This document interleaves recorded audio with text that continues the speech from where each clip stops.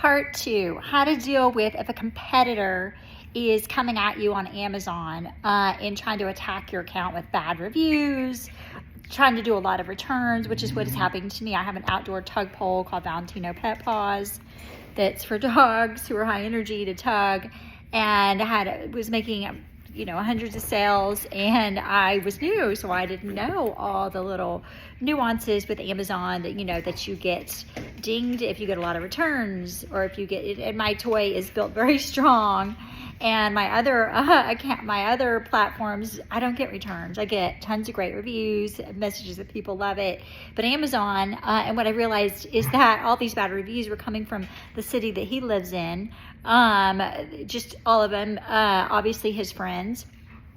So this is part 2. I talked about part 1 of what I did. So part 2 is I have been reaching out to attorneys. So if you are dealing with, a competitor coming after you, do not bow down and freak out. You bow up. And you are gonna, you do not let Goliath take you down. So I've called a bunch of attorneys. There's a couple different routes that you can take.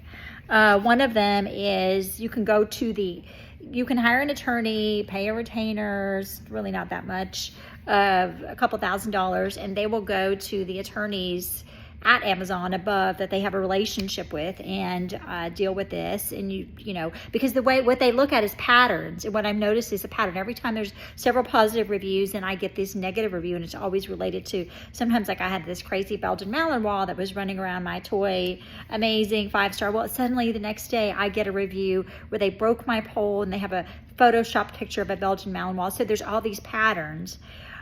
So you can have them and get them, suspended and shut down by using these, get an attorney who has relationships with the Amazon attorneys.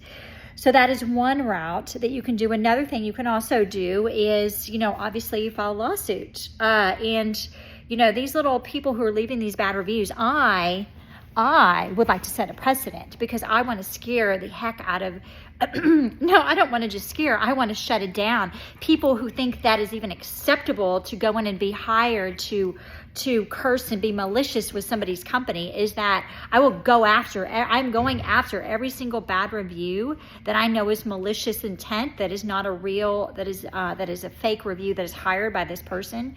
I literally will have them subpoenaed and shut them down and make an example of this company, make an example of the people who have left these reviews, so people will think twice about ever being hired to leave a bad review for a little bit of money. It's just garbage, people. It is so horrible. It's so horrific. Whoever would do such a thing like that.